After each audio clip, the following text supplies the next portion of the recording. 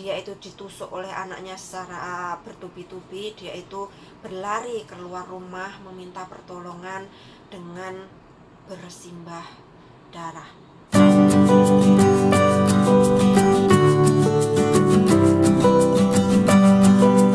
Halo, assalamualaikum warahmatullahi wabarakatuh. Berjumpa lagi bersama saya di channel Pojok TKW, channelnya para BMI Hongkong, dan akan membahas seputar tentang per-TKW-an ya teman-teman. Apa kabar hari ini? Bagaimana puasa kalian? Masih lancar kan?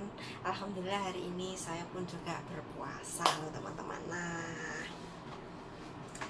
di hari ini saya akan bercerita tentang satu cerita yang menurut aku ini sangat kejam dan sangat tidak manusiawi, dan juga ini merupakan sebuah tragedi ya kalau menurut aku. Nah, ceritanya itu begini.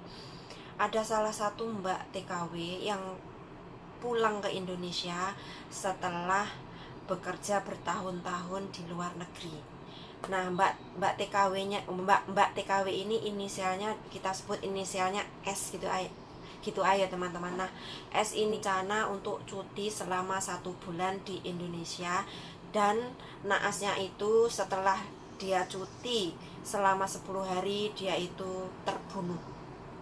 Oh my god, bayangkan terbunuh. Padahal kalau menurut aku rencananya si S ini bertahun-tahun bekerja di luar negeri. Dia itu kemungkinan mempunyai mimpi untuk bisa berlebaran di Indonesia bersama dengan keluarganya. Kalau menurut aku tujuannya Mbak ini cuti itu adalah seperti itu ya teman-teman, karena ini kan menempati hari puasa dan sebentar lagi itu kan lebaran ya, kurang beberapa hari kan kita itu menjalankan hari raya lebaran gitu. Nah, naasnya lagi yang membunuh itu adalah anak kandungnya sendiri yang berinisial D yang berusia 28 tahun. Si D ini gelap mata hingga dia tega membunuh ibu kandungnya sendiri dengan cara ditusuk pakai pisau yang berukuran 10 cm ya. Saya tunjukkan 10 cm itu sepertinya seperti ini. Nah, kalau segini kan 8 cm ya, berarti agak kesana lagi. Nah, seperti ini. Bayangkan kalau ini kamu tusukkan ke orang, dia itu pasti akan merasa kesakitannya. Apalagi kalau pisaunya tajam dan pisaunya itu tebal. Nah, ini seperti ini teman-teman. Ini enggak tajam karena saya malas untuk mengasah. Mengasah itu bahasa Indonesia apa enggak tahu. Tapi kalau ini sudah saya asah, diasah itu diapain sih? Sangat tajam, bahkan untuk motong ini, untuk motong jariku ini sampai ke tulang pun bisa sir gitu. Oke ya, jadi seperti ini penampilannya. Oh, ada lagi aku yang kecil. Apa seperti ini ya? Oh ya, seperti ini, sepertinya 10 cm itu seperti ini teman-teman. Seperti ini. Tapi ini tipis ya, tipis. Ini kan untuk motong buah, jadi ini tuh enggak tebal. Nah, si anak ini gelap mata. Sebenarnya dia itu kalau 28 tahun itu sebenarnya dia itu udah dewasa, udah mandiri, dan harusnya dia itu mempunyai pekerjaan sendiri. Tapi pada kenyataannya berdasarkan info yang saya peroleh, bahwa si D ini tidak memiliki pekerjaan yang tetap, dan dia itu kalau dilihat dari wajah-wajahnya itu adalah anak yang ya nakal gitu ya kalau menurutku ya. Dan pemicu dari membunuh ibunya ini adalah katanya itu cekcok mengenai masalah keuangan yang totalnya itu sebesar 50 juta yang rencananya mau dibelikan tanah. Dan si ibu ini menanyakan perihal uang tersebut, tapi si anak yang berinisial D ini langsung gelap mata mengajak cekcok, dan akhirnya terjadilah pertengkaran yang hebat, sehingga akhirnya si D ini menusuk ibunya itu dengan tiga kali tusukan. 3 kali tusukan ya teman-teman. 2 kali di perut dan 1 kali di dada. Kemungkinan yang dada ini kemungkinan pas di jantung, jadi korban ini tidak bisa terselamatkan. Dan setelah dia itu ditusuk oleh anaknya secara bertubi-tubi, dia itu berlari keluar rumah meminta pertolongan dengan bersimbah darah.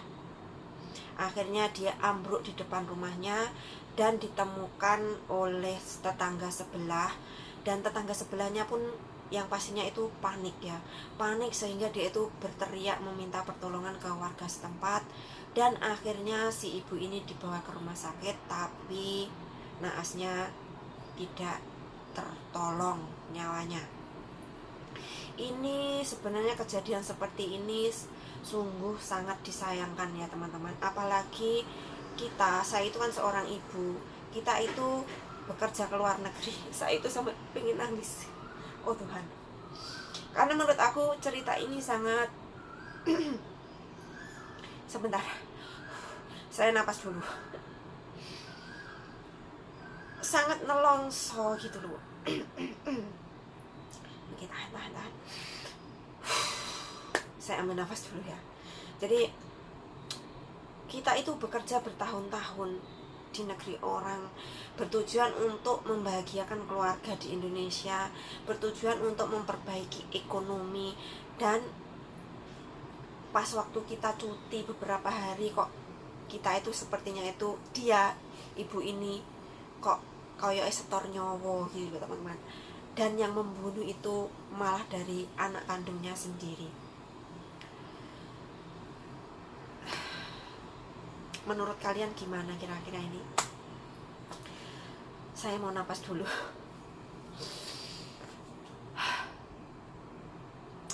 Sepertinya nasib ibu ini itu nggak sebanding dengan perjuangan dia untuk menghidupi si anak semata wayangnya ini loh.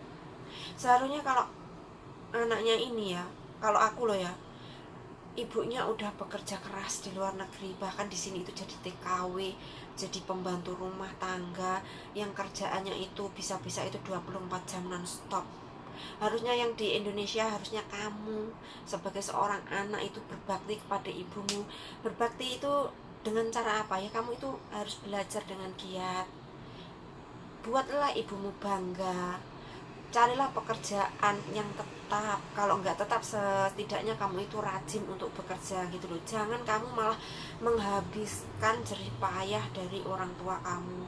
Apalagi kamu sekarang itu melakukan perbuatan yang benar-benar dilaknat oleh Tuhan. Kamu membunuh ibu kandungmu sendiri hanya karena cekcok masalah uang 50 juta.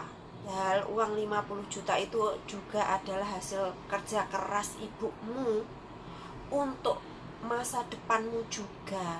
Karena apa? Karena kalau misalkan uang itu dibelikan tanah seperti yang menjadi penyulut dari cekcok tadi, pada akhirnya nanti siapa yang akan memiliki tanah tersebut jika ibumu itu sudah wafat? Tapi kamu gelap mata.